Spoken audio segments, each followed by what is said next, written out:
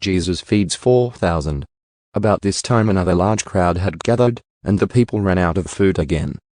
Jesus called his disciples and told them, "I feel sorry for these people. They have been here with me for 3 days, and they have nothing left to eat. If I send them home hungry, they will faint along the way. For some of them have come a long distance." His disciples replied, "How are we supposed to find enough food to feed them out here in the wilderness?" Jesus asked, "How much bread do you have?" 7 loaves, they replied. So Jesus told all the people to sit down on the ground. Then he took the 7 loaves, thanked God for them, and broke them into pieces. He gave them to his disciples, who distributed the bread to the crowd. A few small fish were found, too, so Jesus also blessed these and told the disciples to distribute them. They ate as much as they wanted. Afterward, the disciples picked up 7 large baskets of leftover food. There were about 4,000 men in the crowd that day, and Jesus sent them home after they had eaten. Immediately after this, he got into a boat with his disciples and crossed over to the region of Dalmanutha. Pharisees demand a miraculous sign. When the Pharisees heard that Jesus had arrived, they came and started to argue with him. Testing him, they demanded that he show them a miraculous sign from heaven to prove his authority. When he heard this, he sighed deeply in his spirit and said, "Why do these people keep demanding a miraculous sign? I tell you the truth, I will not give this generation any such sign." So he got back into the boat and left them, and he crossed to the other side of the lake, east of the Pharisees and Herod. But the disciples had forgotten to bring any food. They had only 1 loaf of bread with them in the boat. As they were crossing the lake, Jesus warned them, "Watch out.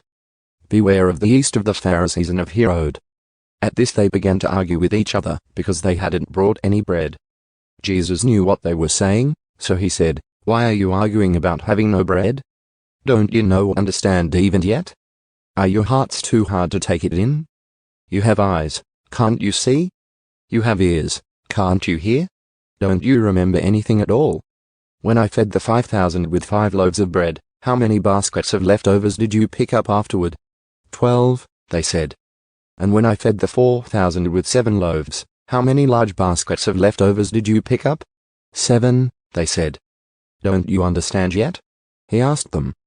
Jesus heals a blind man. When they arrived at Bethsaida, some people brought a blind man to Jesus, and they begged him to touch the man and heal him. Jesus took the blind man by the hand and led him out of the village.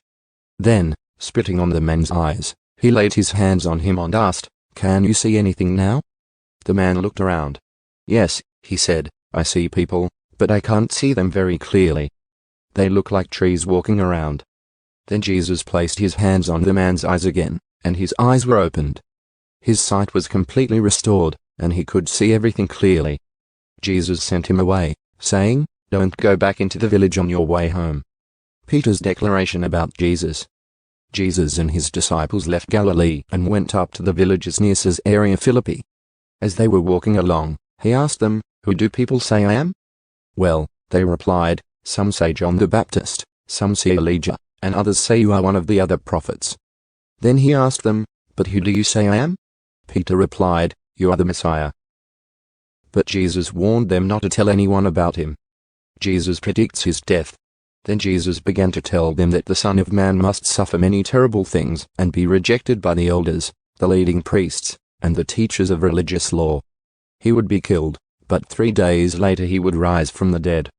As he talked about this openly with his disciples, Peter took him aside and began to reprimand him for saying such things. Jesus turned around and looked at his disciples, then reprimanded Peter. "Get away from me, Satan," he said. "You are seeing things merely from a human point of view, not from God's." Then, calling the crowd to join his disciples, he said, "If any of you wants to be my follower, you must give up your own way, take up your cross, and follow me. If you try to hang onto your life, you will lose it. But if you give up your life for my sake and for the sake of the good news, you will save it. And what do you benefit if you gain the whole world but lose your own soul? Is anything worth more than your soul?